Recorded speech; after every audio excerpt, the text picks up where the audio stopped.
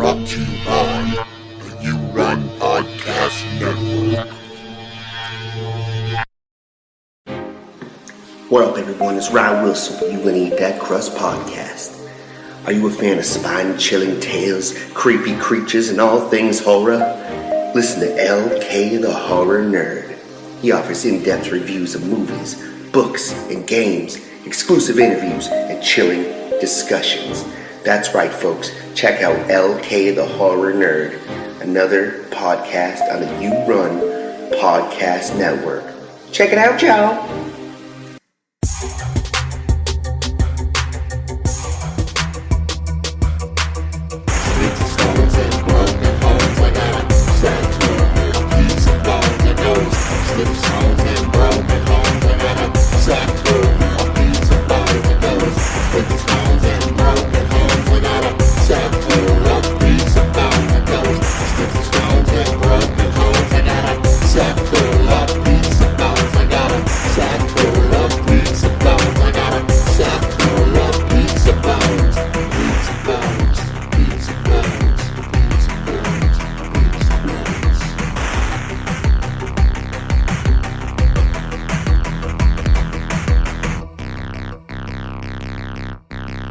What's up, everybody? Welcome to another episode of Pizza Bones. And I know it's been a while, but we are back. I am your host, Greg Hoey, and with me is Nate Harvey. Nate, how you doing? I'm doing good. Happy first day of spring. Oh, yeah. Happy spring. We made it. Yeah, we did make it. Yeah, it's been really nice out lately. Yeah, I ran out of oil the other day, but, whatever. It's never good. No. Heat's kind of important, Heat is important. Yeah. But at least it's, in the 50s and not in the 20s. So I'll take it. Yeah, as long as your family is warm. Like we tried to record last week, but you didn't have any heat. But I had no heat. No. Yep. Right. But we are good. We are up and rolling, and we are ready to scar some people with this story. Speaking of that, so this is a production of the You Gonna Eat That Crust podcast. Obviously, Ryan and Seamus could not make it tonight. They will join us on some Pizza Bones in the future. Seamus has joined us on a few already. We do rep the You Run podcast, where you can find our show, all our other shows on yourunpodcast.com. So be sure to check that out and, give those guys a listen and a follow. All the awesome shows. Usually we Dewey cocks it and we walk real hard all over these true crime episodes. And I'm going to try to Johnny Cash this one and maybe walk the line and not be as brutal, because we're talking about Dean Corll tonight. And Dean Corll was a murderer of boys and teenage boys, and it gets pretty brutal. So I'm going to try to stick to the basics and not get too graphic. Saying that, we are a true crime podcast, and we like to have some laughs along the way. So, if it's going to be a little offensive for you, maybe go listen to Creature Features featuring John from the Dewey Pod Monster podcast. Also another member of the You Run Podcast Network. We're going to get into Dean Corll, who was, as American as he can be, setting records. He was the leader of killers until Mr. John Wayne Gacy, a few years later, stole the record from him. And he's from Texas too, right? The Texas thing, right? Oh, it's got to be a Texas thing, man. I don't know. It's got to be. You got to, don't mess with Texas.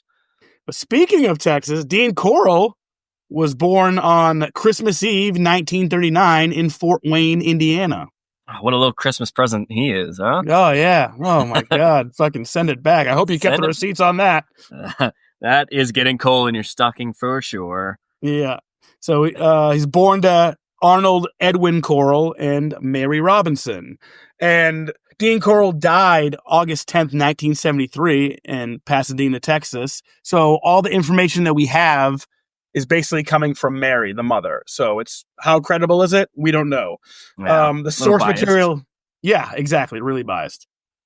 The source material I used for this episode is from The Man with the Candy, a book by Jack Olson, which I highly recommend. It's a very good true crime book.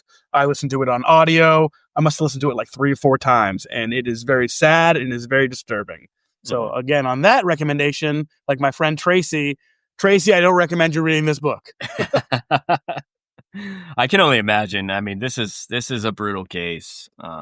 It's one of the worst ones. Like, and you think about it, you think about candy, you think about pedophiles, and it goes hand in hand. It does go hand in hand, but this guy, he's like the prototype. He's pretty much the starter of this shit. He's the OG. Makes you wonder. Yeah, he is the OG. So as a child, Dean Corll was kind of a loner, his mom said. And it all kind of stemmed back to a birthday party that he attended where everybody got a prize, but Dean didn't get a prize. So what? So think about that, when you're complaining about, everyone gets a medal, maybe give the kid a medal so he doesn't murder your children. That's where that all came about, huh? Yeah. So Arnold was strict, but really never abusive towards Dean or his brother. Mm-hmm. And this is from Mary, but, Mary never thought Dean was guilty of anything. So, she would probably use that as an excuse if it did happen. But, in the 50s, he probably got smacked around a little bit, but he didn't have like a horrific child, mm-hmm. horrific child life. So Dean's parents' marriage was very rocky, and they ended up divorcing twice. They got married twice and divorced twice. So well, they tried. You can't say they didn't try. They did try. So Dean was sent to live with his grandmother in Indiana for the summer. And Mary said that she didn't have to teach Dean about sex because any kid who was raised on a farm didn't need a lesson on sex because he's going to learn all he needs to learn on a farm. What do you think about that? I mean, you're gonna see it all. You're gonna see mating. The full circle of life. Yeah, all right. Farmers know what's up. Yeah, he might need some reverse logic on that, Right? I mean, hey, at least this case didn't get like a bestiality twist to it. So this is true that we know of. Yeah, this is true. And going back to the beginning, I think he did way more than 28 or 29. Oh, 100%. Saying that, John Wayne Gacy probably did the same thing, where he probably had more that we didn't know about. So, yeah. We'll probably touch more on that aspect of it later on. But yeah, I agree. I think the body count is way, way, way bigger. 100%. Mm-hmm. So when Dean was 14, his mother moved him and his brother to Vidor, Texas, which is a horrible place, and it's a sundown town. And I think we talked a little bit about sundown towns. And what is a sundown town, Greg? So they mostly have posted signs on city limits warning black people about the dangers of being caught in said town when the sun is down. So basically, if you're out and you're black and when the sun's going down, like, they're going to fuck with you. Gets dark out early there, huh? Like I know there's a place in Texas where they have a sign that says, "Don't let the sun go down on your black ass," or something like that. It's fucking horrible. Wow. And you can tell these are thriving towns in Texas. Dang. So obviously we know serial killers usually fuck with animals. They have animal mutilation when they're growing up. Mm-hmm. Dean was a little bit that way. He liked to kill flying squirrels. That's right. And when he would kill flying squirrels, he would either put them around his neck as a necklace, or he would walk around with them stuffed in his boots. Hey, they're fashion statements. I mean, everyone loves a good fur. Minks are overrated. Squirrels are where it's at. So Dean was also a very passionate trombone player in the marching band. Nice, little tromboner. Yeah, nice. And the other thing he loved was candy. So basically, he loved to kill squirrels, he loved to play the trombone, and he loved candy. And what kind of candy is it? Like pralines, divinities, little chewies, like, probably not the best candy, but this is like 1950s candy. Oh, I thought one of them was like a nut one, which... Yeah, that's what a praline is, I believe. Oh, is it? Yeah, I'm not into that. You're not up on your pralines? I'm not. But I mean, with squirrels and nuts, and I mean, it all comes full circle. So Vidor, Texas would be the home to the Corll Candy Company, which eventually would be run by his mother and eventually Dean.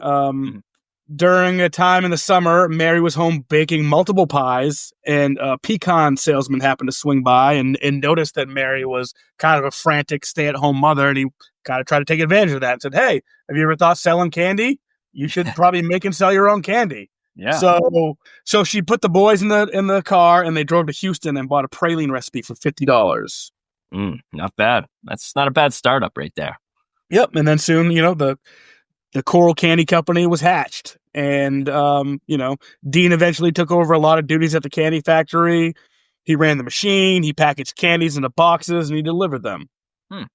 In his yearbook, it basically said, they described him as sweet to know, very occupied. Interesting. Yeah. Sweet to know. After high school, he returned to his grandmother's farm, and he got a job at a coil factory. And he was trying to help out his grandmother after his grandfather died. Mm-hmm. And this is also when Dean started hanging out exclusively with children. Of course. Yeah. I mean, why not? Get candy, children. So his regular playmates at the time were a pair of sisters who lived down the road. They would film funny autopsy videos. And they would use like chicken entrails in place of real organs, and they shot on an 8mm. Are those tapes out at all? Like, you think you can find those? I don't think so. There's a personal collection. I got them on DVD. Yeah, it's the B-side. It's Dean Corll's finest. So Dean did have an unusual childhood for a serial killer. He was not abused, never got into trouble, never stole, no rape. Basically, only the squirrel killings were kind of disturbing. So anyone who knew Dean basically described him as vanilla. At 24, Dean was drafted into the Army, where he served as a radio repairman in Fort Hood. Which is weird because serial killers, at least a lot of the serial killers we know of, like Leonard Lake, David Berkowitz, son of Sam, they served in the military as well, and they never saw any action. Interesting. And then they would go that route with no violence. Yeah. I mean, maybe they just weren't put in that position. Maybe they saw how psychotic they were, or I'm not sure. In the Army is where Dean supposedly had his first homosexual experience. I thought that didn't happen in the military. No, don't ask, don't tell. Oh, that's right. He eventually got out of the Army after a year because his mother wrote a note to the Army and got Dean out on a hardship exemption because she needed his help to, run the candy factory. Candy. Yeah. Imagine that. Excuse. Yeah. My mom we're gonna have to discharge my son. I need him to make some candy. Then the guy next to Dean's like, I got to make candy too. Yeah. My mom needs me too. Man. And they were not even in war. They're just doing training and stuff. Ugh. So they made pralines, they made divinities, they made pecan rolls and little chewies. Yeah, see, that's not candy to me. That's just that's trash. It's like your fucking shit is trash. Yeah. I'd rather have butterscotch than any of that. Butterscotch is good. Don't be talking shit about butterscotch. See, I knew. So the business was booming.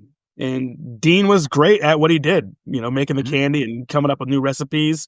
So when he did come back from the Army, like I said, they had the candy shop before. When he came back from the Army, his mother actually moved the candy shop across the street from an elementary school. Well, business would pick up if that's the case, too. Yeah. It gives you that false sense. Yeah, he would give the kids the irregular candies, and the kids fucking loved Dean.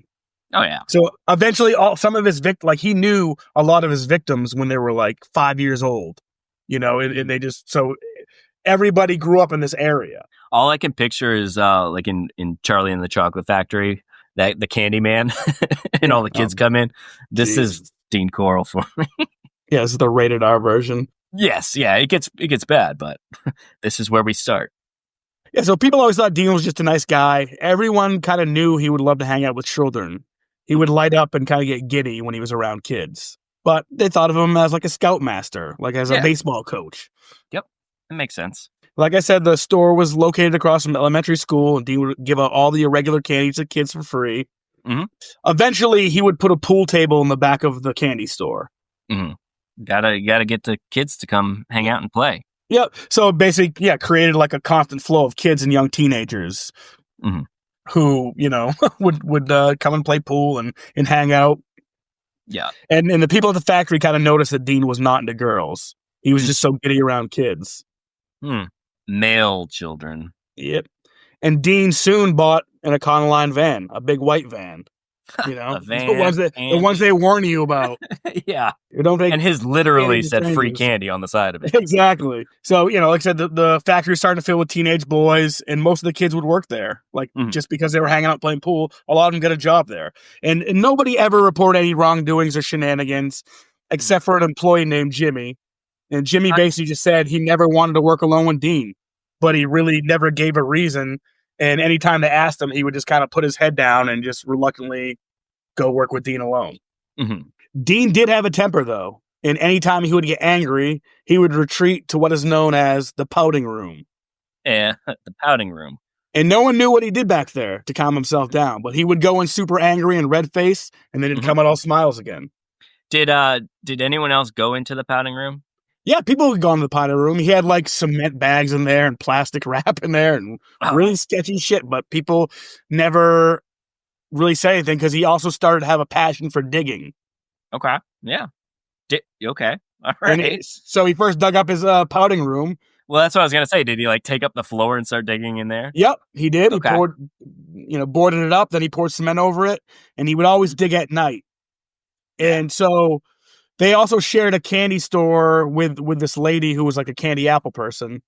And so he would basically dig at night, and he would bury old candy apples because they drew bees, and rotten pecans were infested with weevils. Oh God. So that was his excuse. And the lady was like, basically like, yeah, he never complained about it. He's doing this at night where it's, smart to do. And he's not worried about like all that shit during the day. So yeah, just quality control. That's all. Just keeping it moving. So Mary it's crazy. I didn't even know they had this shit in the 1960s, but she had like an internet dating thing where it was like a punch card you send in, and she got a match and she got a new husband. A date by mail type. Yeah, exactly. Nice. And she ended up marrying this seaman who was like out on sea, and he was actually fucking crazy. And like later on, she found out that he might have been suspected of killing his first wife because his first wife committed suicide. But it sounds like this guy might have staged that she committed suicide and actually killed her. Okay. There was a point where she would stay away at work, and he like wrote her a note like, "Hey, I'm going to send you the most beautiful flowers for your funeral if you don't come home soon." So that's weird. Yeah, that eventually fizzled out. So the candy company was basically suffering, and Dean was kind of forced to take a day job with Houston Power and Lighting Company. That is a common trend with the serial killers is they always seem to be in the trades. You notice that too? Yeah. Or in the candy shop like Jeffrey Dahmer, who was pouring chocolate. Chocolate. So during this time, Mary moved to Colorado, and people were kind of not weirding it out, but they were wondering why Dean stayed in Houston. Well, he probably stayed in Houston because he's been grooming all these fucking kids, getting all this fucking places set up. I don't think he wanted to. Yep. He didn't want to leave. So a big problem in Houston was the understaffed police force. In 1970, cops in Houston numbered 2,200 in a city of 1.3 million. Oh, geez, yeah, little overnumbered. Yeah. So they were also underpaid, and a lot of cops had to take odd jobs, like outside jobs, like janitors or fucking working at a convenience store. This guy, Police Chief Herman Short, was a real fucking piece of work. He basically thought of Houston as like a frontier land, and he was too proud to take federal funds because they had enough money to get help, but they felt like they were taking a handout. They were too fucking proud. Right. Interesting. So they only had 42 homicide detectives with 1.3 million people. Yeah. So they had to cover every single violence-related crime. Yeah. Spread a little thin. Yeah. So the place where Dean lived and most of his victims was a little neighborhood called the Heights. It's basically a perfect killing grounds for Dean when the candy business went under. Because, again, like all these people knew each other. They trusted each other. And you could basically kind of like, I'll be back and go out and like, oh, Johnny's gone for the night. He'll be back tomorrow, and no one would, think twice about it. Right. The olden days. Yep. So he started working full time at the Power and Lighting Company. He was testing electrical relays. He then moved into a shed across the street from the Cooley Elementary School. He installed a black light, a TV, a stereo, and an alarm system. that would basically kind of flash red in his bedroom if anyone showed up unannounced. Okay, that's smart. Yeah, so basically, he's building a giant spider web, essentially, to fucking attract all these fucking kids. Huh. All the teenage boys at the heist just consider Dean as a good dude. Yeah. And so he soon would pick up his first accomplice, David Brooks, who died in 2020 in prison and never said anything. He basically kept shut. But he was, Dean, would you say Dean was grooming him at 12 years old? Yeah, I believe he met at 12, yeah. Yeah. Well, so he met at 10 years old. I think they started hanging out at around 12. But when he was 14, Dean basically kind of took advantage of him and started paying him $5 and sometimes $10 for blowjobs, which Dean would be giving and David would be taking. So, and Brooks would eventually move in with Dean. In the shed? Yep. It all started mid-1970 when Brooks walked in unannounced and caught Dean molesting 2 young boys who were tied to Dean's torture board. Oh, the torture board. Where was this torture board? That was all in the shed as well? Yeah, that was all in the shed. It was a 7x3 foot slab of thick, unpainted plywood with holes drilled into it for cuffs and ties.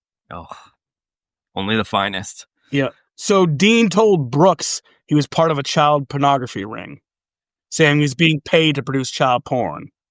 He said he would ship the kids to California and that nobody was dying. Like, imagine how bad you got to be like, actually, no, I'm not killing them. I'm just sending him into a child porn ring. Come again? Yeah. Like, which is fucking Did worse. you just say you don't kill them? What? Yeah. He eventually basically was like, actually, I'm not part of a child porn ring. I'm actually just, I'm a murderer and I'm fucking killing these people. Yeah. So Dean offered Brooks $200 for every kid that he would bring Dean. So he had an emotional and a financial hold over Brooks. Brooks took to it almost immediately. He was also rewarded a 1968 green Corvette on his 16th birthday. Jeez. Can you imagine that? I mean, you're stuck. You're so, like, entwined in this at this point. Drive away, David. Yeah. So James Glass and Danny Yates are the first murders that we know about. And they were Brooks' friends. They were also the first 2 victims Brooks would help bury in Dean Corll's infamous boat shed. Which was less than a mile from his David work. Brooks' friends. Oh, yeah. A lot of these people knew each other. Like I said, this is the heights. They all knew each other. Right. And this is why I think the count is way higher. Oh, for sure. 100%. You know, maybe not him, but this whole web here. You know, I think with him too. I think he might have had accomplices before and then killed them. Oh, yeah, true. I didn't even think about that angle, but yeah, that makes complete sense. 6 weeks after that, Brooks and Corll lured another couple of kids in. 50-year-old Donald Waldrop and his brother Jerry. A few months later, Brooks convinced his friend Randall Harvey to let him and Dean give him a ride to work. No relation. Just saying. Yeah, not to you. Yeah, I'm not. And they gave him a ride in his windowless white van. You know, so the van itself was actually like a moving torture vehicle. It had pegboard walls with rings and cuffs all over it. It's basically a moving torture facility. Do you think there was a partition between the front and the back so he could put people in the front without them knowing? 100%. Okay. Yeah, I don't think like when they got there, like, you're fucked. Like, I think it was kind of, you know, they might have had like it like walled off at you know, in the very back. You don't want to go to the very back of that place. Okay. So Brooks, to this day, even though he's dead, maintains he never took place in any single murder. He would just basically capture, lure, and help dispose of the bodies. Right. And never speak up about it. Yeah, Dean may have had accomplices before Brooks and Henley. You know, maybe he killed them. Because, you know, people speculate that for sure. Yeah. So David Hillegeist and neighbor Gregory Winkle, they left to go swimming one day and never came back. And this is a very sad case. Again, these are all sad cases. But these guys, this is the family that received no help from the cops. They hired a private investigator, and the private investigator was helping them out. Even when they ran out of money, they were still helping out. But the cops found out they hired a private investigator, and they investigated him instead of investigating the missing boys. Wow. Because they felt like they were stepping on his toes. Yes. On their toes. Wow. Yeah. So this Hillegeist family, Also went to a lot of psychics, and these psychics were taking advantage of him, fucking sending him all over the place. And this fucking poor family, like I said, in this book, The Man with the Candy, like, they focus on this family a lot, and it's extremely fucking sad. They kind of never lost hope until the very end when they start, bringing the bodies up. Well, it's too bad because, like, a lot of these parents seem to be, not that they didn't care, but would, if they said that they were away for a few months working, they were just like, okay, we'll see you in a few months, So the one family that's like, oh, please help my child. Right. That sucks.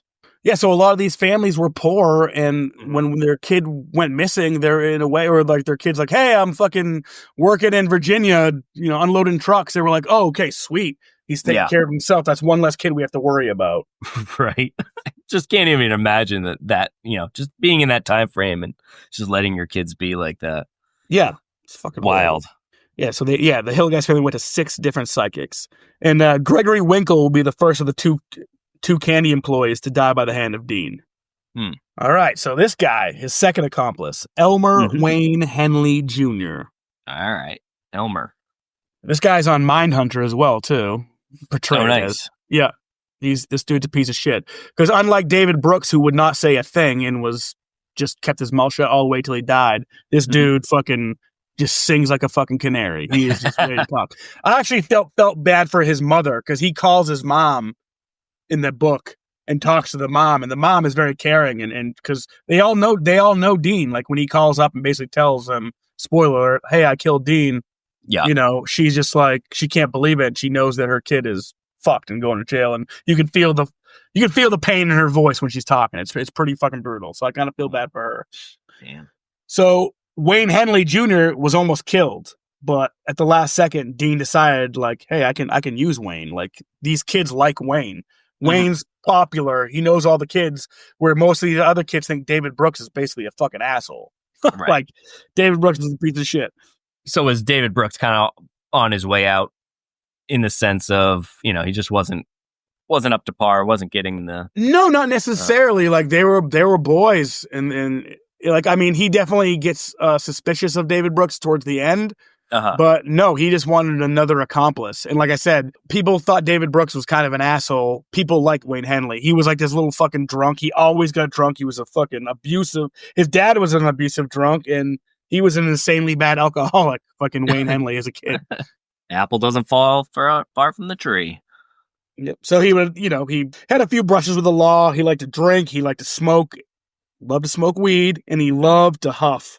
Oh yeah. Huff gas, huff fucking paint. Huffing is big in the Heights. People love to huff. Nice. And that's another thing in the Heights. Like, a lot of these people, like, as long as you were just kind of clean cut and not a hippie, you could do whatever you want. Like, this one kid basically said, like, listen, as long as I'm clean cut, I can smoke all the weed and huff all I want, as long as I, don't make too much of a scene, Interesting. Yeah. So Wayne was very popular.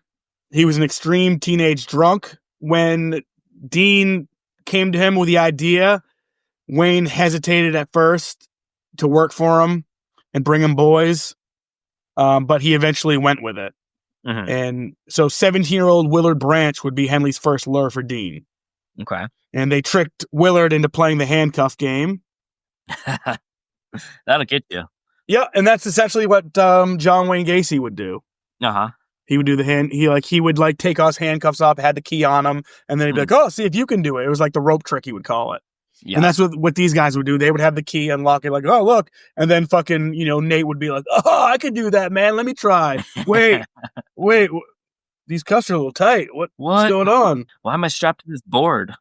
So yeah, Dean was also using the same sex child ring thing that he told David Brooks, to Henley. So in Frank Aguirre, who was Wayne's friend, he was the next victim. Okay. And this is basically when Dean came clean to Wayne and said he wasn't selling the boys, he was killing them.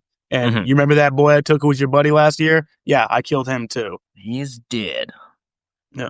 Wayne kind of felt special because he liked the attention that Dean gave him. And he got the booze, he got the weed. He just really looked up to Dean.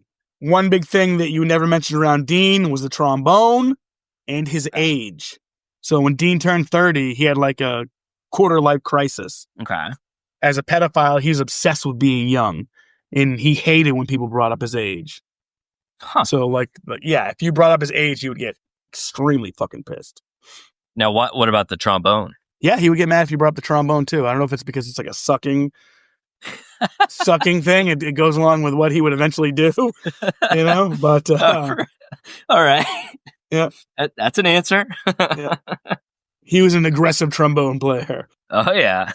One of the finest. So Wayne, Dean, and Brooks were always hanging out. One neighbor one time saw the three of them dancing like shirtless in the driveway, holding a boa constrictor, and they were kissing the snake, passing it around, kissing the snake, dancing around. And the neighbor was like, what the fuck these guys are up to?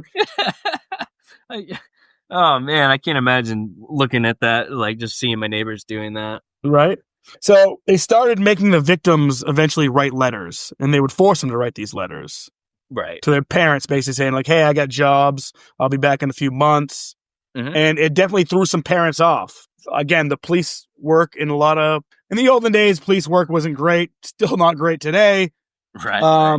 But basically, if the parents got a letter, they would tell the cops, and the cops would basically be like, oh, he's not missing anymore. You know where he is. Fucking case closed, and fucking move on. Just move on. Fucking horrible. The cops are fucking terrible. Yeah. And they would basically take kids off the missing kids list from this.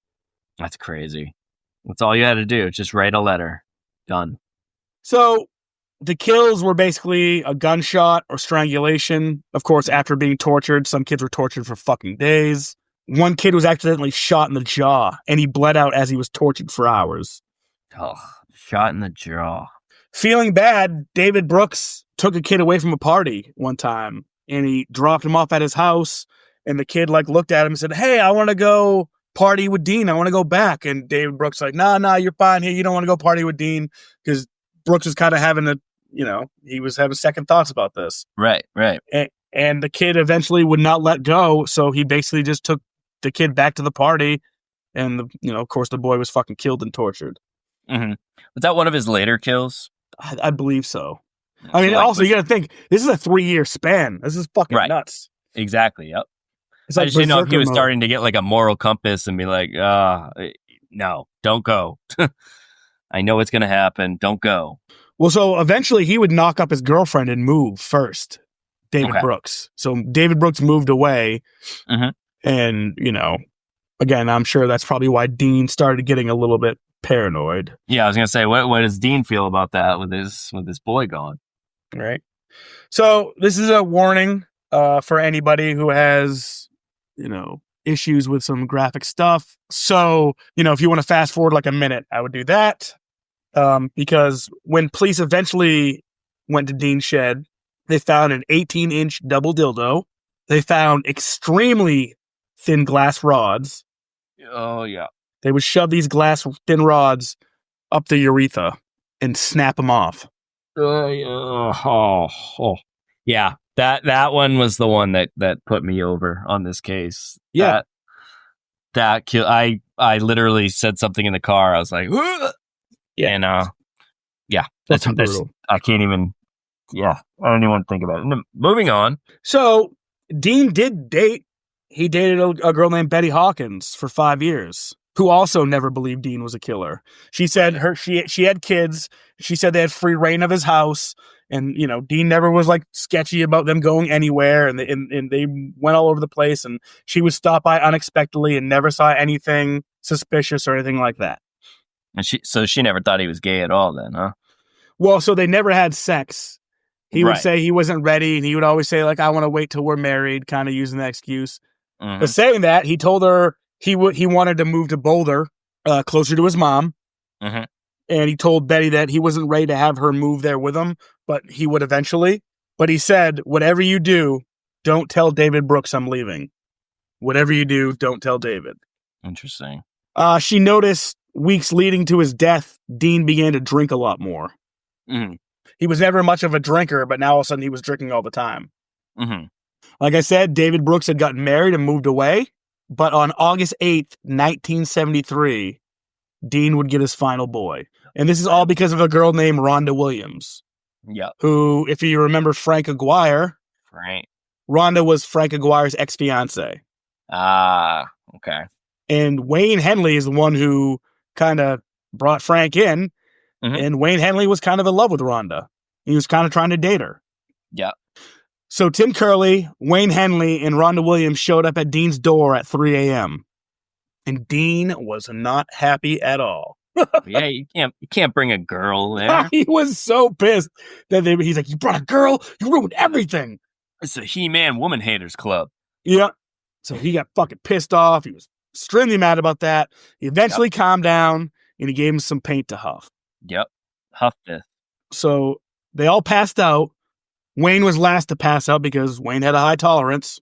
Mhm.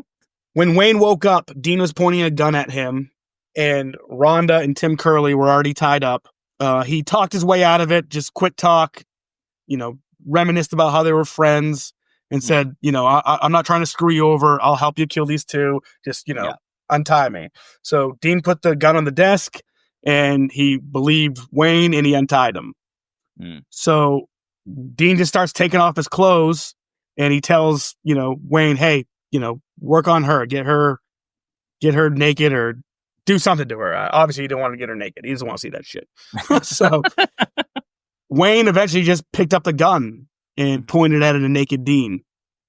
And Dean just fucking started running at him saying, "Kill me, fucking kill me." And fucking he got shot 3 times. That's it? Just 3? 3 times. Wayne then called the cops and said that, hey, I shot somebody over here at Dean's place. Come here. So cops are on their way. Wayne, Rhonda, and Tim Curley are all just sitting down because Tim Curley and Rhonda are kind of coming to as gunshots are ringing out. They're still kind of passed out from the huffing. But basically, Wayne was like, hey, he turned to Tim and said, I could have got $1,500 for you. A thank you would be nice. Right. Like, what the fuck? Like, fuck you, buddy. You would have think that Wayne basically could have gotten away with this. Like, he just shot the fucking boogeyman. Exactly. Yeah. But, of course, he started fucking blabbing to the cops. He could have been like a fucking hero, like a local hero. Exactly. I just killed this serial killer. Boom. Done. Yep. So, that wasn't the case, though. He blabbed, and he also ratted on David Brooks. Basically said that, Brooks had a lot to do with this. Wayne told the cops about Dean's boathouse. And so they took a trip to the boathouse. And what did they find in the boathouse? Oh, boy. So the cops, pieces of shit as they were, they brought jailers and people from the drunk tank to help dig up the bodies. It's cheap labor, man. And these guys had no idea what they were getting into. They thought like, oh, sick. Like, we're about to get some sunshine, maybe some time off. Yeah. And they didn't realize they were about to be digging up 29 boys. Though 29 boys were not in the shed. I think there was like 17 to 19. But so the cops... still a lot. Oh my God, yeah. The cops fucked this all up, So when it came to digging up the bodies, these cops didn't use the proper tools. Is it like a paleontologist there, like who digs up the dinosaur bones? They use the brushes and stuff. That's how I feel when I clean the litter box. Like, oh, I'm a paleontologist. Yeah. These guys use like metal shovels. It's damaging all the bodies. Metal. Exactly. And you're supposed to be you find a shirt, you put it to evidence. These cops were like finding clothes and just fucking throwing them to the side and throwing them away. Like they did not want to do this. They were like, this is fucking gross. They rushed it. It was sloppy. The cops fucking botched the whole fucking thing. They damaged all the bodies. They ruined the crime scenes. And so these guys were like basically like digging in like black sludge just because it was like blood and dirt, decomposed bodies. One of the guys like hit like a pocket of like air or something like that. And just like the air was filled with decomposition. Like just, and this is in a shed in Texas in like 100-degree weather. Smells great. Oh. Fucking disgusting. And these guys don't know what the fuck they're doing. Like some guy was like so covered in sludge, like to smoke a cigarette, he had to have a cop like, give him a cigarette. Oh man. And didn't they didn't even really complete the task, right? Didn't they like stop digging? Yeah, they got to 17, I think, and they're like, yeah, man, that's all set.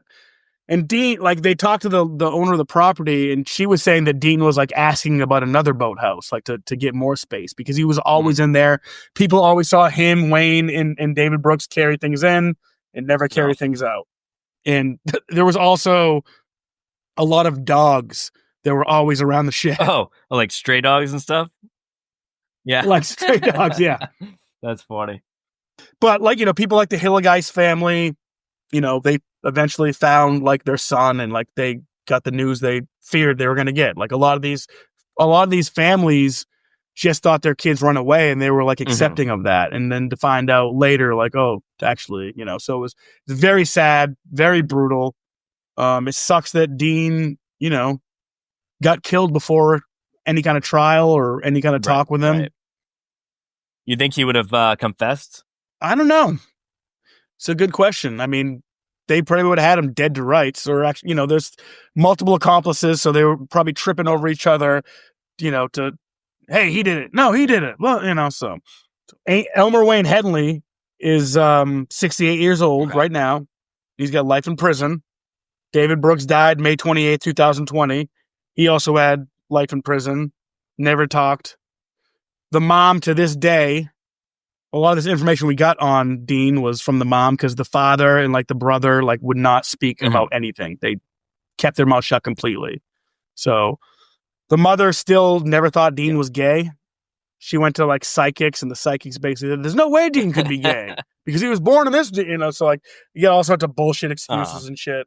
But the mom was definitely a piece of work, and you know, fucking her kid tortured and raped 29 boys, potentially even more. Definitely. So, but yeah, and Herman Short, the officer I told you about, like the deputy, whatever, he basically resigned after they dug up the bodies, and it kind of like beat the record of, I think it's like Juan Cavaro or something like that, because there was a guy named Juan who had the record of like 27 kills before Dean Corll broke it a few years later. And then a few years later after that, you know, John Wayne Gacy would and his whole thing, do his clown thing. Yeah. Unreal. And this story is very likened to It, Stephen King, where like all these kids are going missing. The adults are kind of helpless, and the kids are like, hey, you know, where did David go? Where did this guy go? Where did this guy go? It's a brutal fucking that's story. A good connection. I didn't even think about that. Yeah. Oh yeah, very It vibes. Yeah, it's just wild. I mean, I'm surprised none of the kids talked either. You know what I mean? Like, that, you know, I'm sure they told their friends or something. I'm just surprised it didn't leak. Yeah, right. Exactly. I mean, also it's different times. You know, obviously everything's recorded, and it's different nowadays. You couldn't get away with that shit. But yeah, that's what makes me think that he had more under his belt, because I'm thinking he had accomplices before. This is just me speculating, but I'm thinking he had accomplices before, and he definitely had at least 4 or 5 more bodies out there, potentially more. 100%. I wouldn't doubt it for a second. But yeah, that's the story of Dean Corll.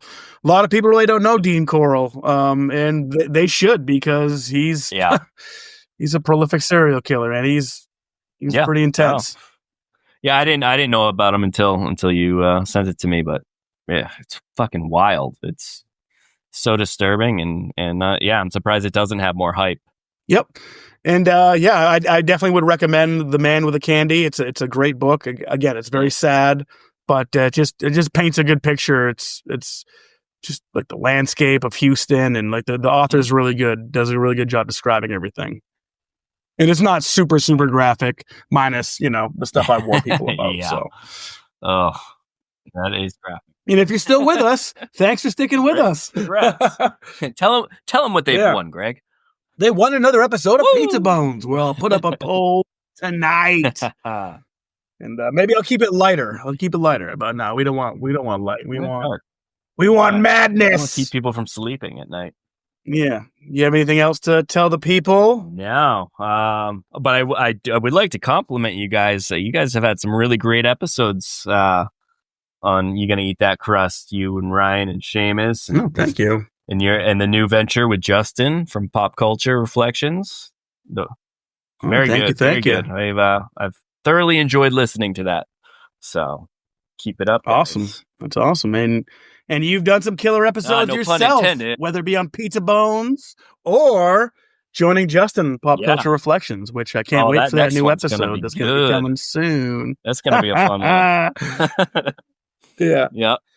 But thanks for everybody for listening. Again, You Can Eat That Crust podcast. Check out our episodes. We rep the You Run Podcast Network. You can find us on yourunpodcast.com. Of course, you can find us on Spotify, Apple Pod, YouTube, Instagram, Blue Sky, Facebook. Give us a follow. Give us a review. If you can give us a 5-star review, that would be awesome. We do have a Patreon, and for just as low as $1, you can help out the show. And you can listen to episodes up to a week early. So you can get episodes like this a week early. You can have your candy and eat. Oh, man. Too soon. Too. Thanks, Nate. And we'll talk to you soon. And remember, in crust, we trust. Pizza Bones is back!